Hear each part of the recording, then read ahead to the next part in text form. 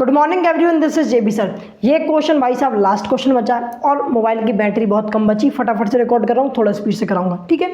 Last question है, फटाफट से देखते हैं। देखो सबसे पहले तो यार इसको P of x F of x कुछ भी मान लो, क्या करना है ये तो बता दूं।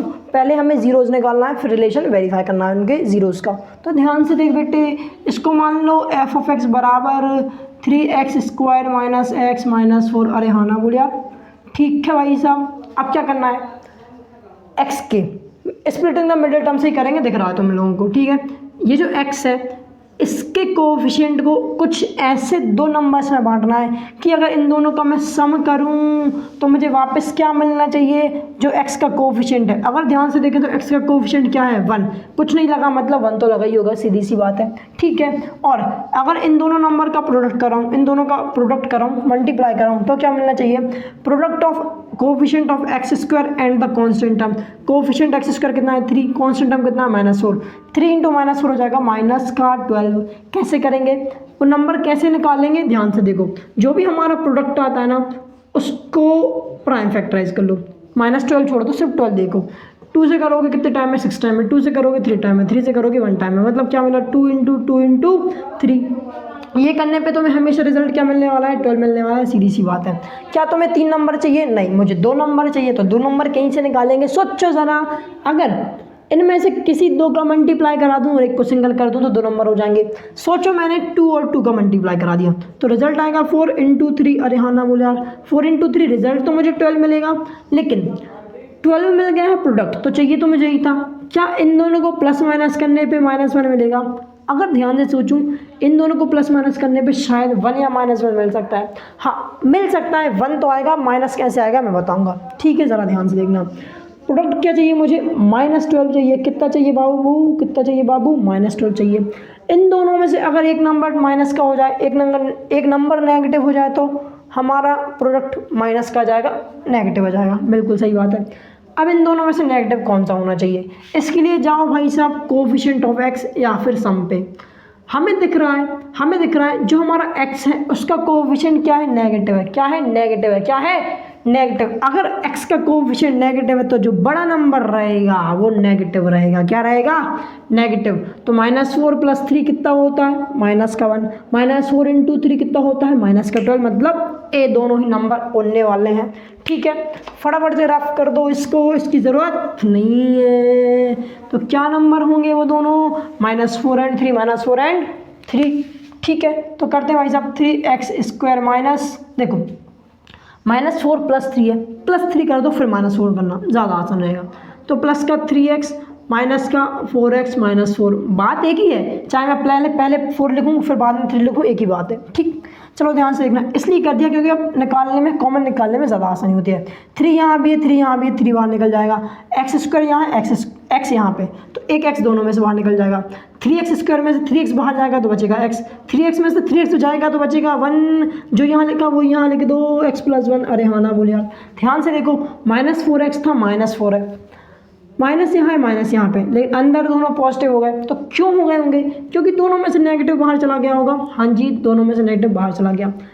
अब देखो यहाँ पे क्या है, x है और यहाँ पे 4x है। अगर मैं x को 4x बनाना चाहूँ, x को वापस से 4x बनाना चाहूँ तो क्या मल्टीप्लाई करना पड़ेगा, 4 मल्टीप्लाई करना पड़ेगा। तो -4 अगर मल्टीप्लाई करूँगा x में तो -4x बन जाएगा। -4 मल्टीप्लाई करूँगा 1 में तो -4 बन जाएगा।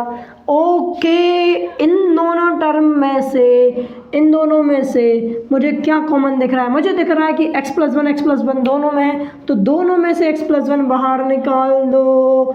x + 1 जैसे ही बाहर निकालोगे तो यहाँ बचेगा 3x, यहाँ बचेगा 4। अरे हाँ ना बोलिए, देखना दोनों में से x + 1 बचा, बाहर निकल गया तो बचा 3x माइनस का 4।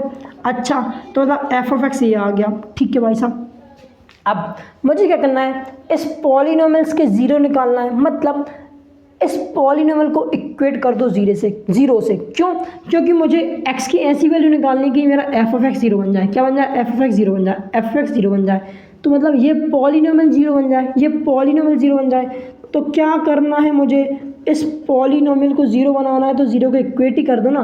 जैसे ही मैं इक्वेट करूँगा तो यहाँ से मुझे दो कंडीशंस मिलेंगी, क्या होंगी, एक ये जो x+1 है 0 के इस साइड जाएगा, मल्टीप्लाई में इक्वल्स टू किस साइड जाएगा तो 0 के नीचे आएगा।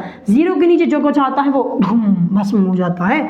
तो बचा क्या रह जाएगा, 3x - 4 बराबर 0, 3x - 4 बराबर 0। और अगर ये नीचे जाएगा तो 0 के नीचे जाएगा तो भस्म हो जाएगा, x+1 बराबर 0 बचा रह जाएगा। अब यहाँ से अगर मैं x की वैल्यू निकालूँ तो क्या मिलेगी मुझे, x बराबर 4/3। कैसे निकली, इतना तो आता ही होगा। अरे हाँ ना बोल यार, देख माइनस का था इक्वल्स टू कुछ आ जाएगा, प्लस का हो जाएगा। 3 मल्टीप्लाई में इक्वल्स टू कुछ आ जाएगा तो नेगेटिव हो जाएगा। बिल्कुल सही बात है। x बराबर कितना हो जाएगा, -1। अरे हाँ ना बोल यार। तो अगर मैं ध्यान से देखूँ तो अल्फ़ा की वैल्यू आ गई 4/3, बीटा की वैल्यू आ गई -1। अरे हाँ ना बोल यार, बिल्कुल सही बात है।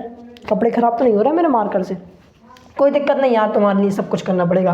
ध्यान से देखो इस पॉलिनोमियल को अब हम कंपेयर करेंगे हमारी जीएफ से, सॉरी जीएफ नहीं, हमारे जनरल फॉर्मूले से। ठीक है, जनरल फॉर्मूला क्या होता है क्वाड्रेटिक इक्वेशन का, मतलब जनरल फॉर्म क्या होता है क्वाड्रेटिक इक्वेशन का, ax² + bx + c, जहाँ पे a b c क्या होते हैं, कोफिशिएंट्स होते हैं। इसको कंपेयर करेंगे किससे, हमारे f(x) क्या है भाई साहब, 3x² - x - 4। अरे हाँ ना बोल यार। तो यहाँ से कंपेयर करने पे आपको a की वैल्यू 3, b की वैल्यू -1, क्या बाबू -1, c की वैल्यू -4 मिलेगी। देख सीधी सी दिख रही होगा तुम, अब तो तुझे आ ही गया होगा अगर 4-5 क्वेश्चन देख लिए तो।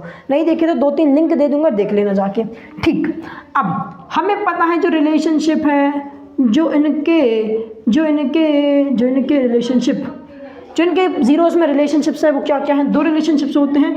एक होता है अल्फा प्लस बीटा किसके बराबर आता है, -b/a के बराबर। और अगर मैं सेकंड रिलेशन की बात करूँ तो अल्फा मल्टीप्लाई बीटा हो जाता है c/a। अरे हाँ ना बोला, इसमें कोई शक और संशय वाली बात नहीं है। अब क्या करेंगे, अल्फा की वैल्यू क्या है 4/3 रख दो, बीटा की वैल्यू क्या है -1। अच्छा -1 रख दो, बराबर माइनस तो लगा भाई साहब। बी की वैल्यू क्या है, बी की वैल्यू -1 है, क्या है यार -1। ए की वैल्यू क्या है, ए की वैल्यू 3 है, रख दो। अब इनको थोड़ा सॉल्व करते हैं, ध्यान से देखो। डिनोमिनेटर में 1 होगा, 3 और 1 का क्या करेंगे, एलसीएम। दोनों का एलसीएम करोगे रिजल्ट तुम्हें 3 मिलने वाला है। 3 में ऐसा क्या मल्टीप्लाई करूँगी 3 बन जाए, 3 में अगर 1 मल्टीप्लाई करता हूँ तो 3 मिलेगा। अगर नीचे 1 मल्टीप्लाई किया तो ऊपर भी 1 मल्टीप्लाई करना पड़ेगा। सो 1 × 4 हो जाएगा 4, बिल्कुल सही बात है। प्लस माइनस हो जाएगा माइनस, ठीक है। 1 में ऐसा क्या मल्टीप्लाई करूँगी 3 आ जाए, 1 में अगर 3 मल्टीप्लाई करता हूँ 3 आएगा। जो 3 नीचे मल्टीप्लाई किया वही ऊपर मल्टीप्लाई करना पड़ेगा। -1 मल्टीप्लाई बाय 3 कितना हो जाएगा, -3। अरे हाँ ना बोल यार। इक्वल्स टू में क्या चल रहा है, इस साइड इसको हटाते हैं, इसको हटाते हैं। इक्वल्स टू में माइनस माइनस हो जाएगा, +1/3 हो जाएगा। 4 में से अगर 3 माइनस करोगे 1 बचेगा, डिनोमिनेटर में 3 है। यहाँ भी 1 बचेगा, डिनोमिनेटर में 3 है। तो LHS किसके बराबर हो गया, RHS के बराबर हो गया, मतलब रिजल्ट वेरीफाइड हो गया। इसमें कोई शक और संशय वाली बात नहीं है। पता है ये रैपिड फायर मैं ना दिमाग में अपने आप चल रहा है, तो सब कॉन्शियसली इतना ज़्यादा कर चुका हूँ मैं। ठीक है, मैं इनमें दिमाग नहीं लगा रहा था, मैं सब बोलता जा रहा था अपने आप, पता नहीं कैसे। ध्यान से देखो, अल्फा × बीटा करना है। अल्फा की वैल्यू 4/3, बीटा की वैल्यू -1। अच्छा, अल्फा की वैल्यू 4/3, बीटा की वैल्यू -1, दोनों को मल्टीप्लाई कर दो। सी की वैल्यू कितनी, -4। एक की वैल्यू अगर देखें तो एक की वैल्यू 3 है, तो रख दो 3। हम मल्टीप्लाई करेंगे, -1 को अगर 4 से मल्टीप्लाई करोगे मिलेगा -4, डिनोमिनेटर में 3 रहेगा। -4 डिनोमिनेटर में 3 ऑलरेडी है, मतलब LHS किसके बराबर आ गया यार, RHS के बराबर, मतलब मेरा रिजल्ट वेरीफाइड हो गया। हरिओम, एक बार स्क्रीनशॉट लो।